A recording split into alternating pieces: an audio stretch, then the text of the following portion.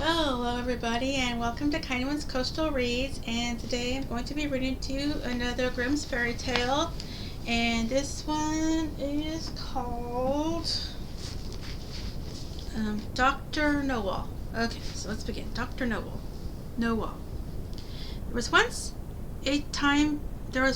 on a time a poor peasant called Crab, who drove with 2 oxen a load of wood in the town and sold it to the doctor for 2 talkers. When the money was being counted out to him, it so happened that the doctor was sitting at a table, and when the peasant saw how daintily he ate and drank, his heart desired what he saw, and he would willingly have been a doctor too. So he remained standing a while, and at length inquired if he too could not be a doctor. "Oh yes," said the doctor, "that is soon managed." "What must I do?" asked the peasant. "In the first place, buy yourself an ABC book of the kind which has a cock on the frontispiece. In the second, turn your cart and your 2 oxen into money, and get yourself some clothes and whatever else pertains to medicine. Thirdly, have a sign painted for yourself with the words, 'I am Dr. Knowall,' and have that nailed up above your door." The peasant did everything that he had been told to do. When he had doctored people a while, but not long, a rich and great lord had some money stolen. Then he was told about Dr. Knowall, who lived in such and such a village, and must know what had become of the money. So the lord had the horses put in his carriage, drove out to the village, and asked Crab if he were Dr. Knowall. Yes, he was, he said. Then he was to go with him and bring back the stolen money. "Oh yes, but Greth, my wife, must go too."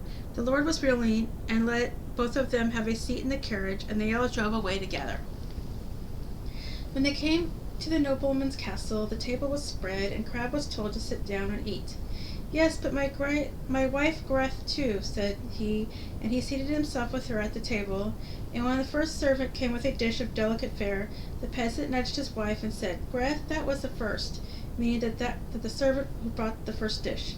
The servant, however, thought he intended by that to say, "That is the first thief," and as he actually was so, he was terrified, and said to his comrade outside, "The doctor knows all. We shall fare ill. He said I was the first."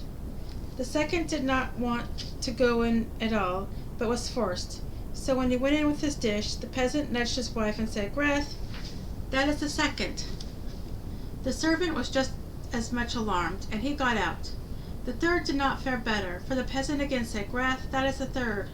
The fourth had to carry in a dish that was covered, and the lord told the doctor that he was to show his skill, and guess what was beneath the cover. The doctor looked at the dish, had no idea what it was, and cried, "Ah, poor Crab." When the lord heard that, he cried, "There, he knows it. He knows who has the money." On this, the servants looked terribly uneasy, and made a sign to the doctor that they wished him to step outside for a moment.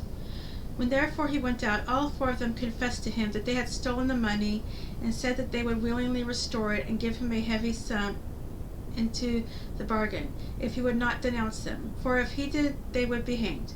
They led him to the spot where the money was concealed. With this the doctor was satisfied, and returned to the hall, sat down to the table, and said, "My lord, now I will search in my book where the gold is hidden." The 5th servant, however, crept into the stove to hear if the doctor knew still more. The doctor, however, sat still and opened his ABC book, turned the pages backwards and forwards, and looked for the cock. As he could not find it immediately, he said, "I know you are there, so you had better show yourself." Then the fellow in the stove thought the doctor meant him, and full of terror sprang out crying, "That man knows everything." Then Dr. Knowall showed the count where the money was, but did not say who had stolen it, and received from both sides much money in reward, and became a renowned man. The end. And that is the story of Dr. Knowall.